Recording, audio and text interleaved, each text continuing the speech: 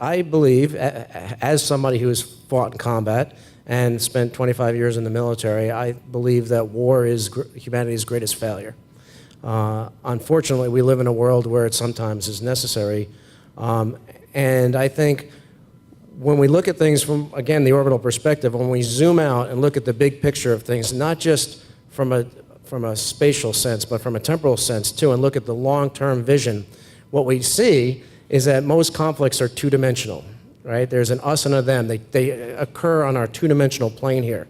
But the real world is not two-dimensional. The real world is three-dimensional. It's very complex.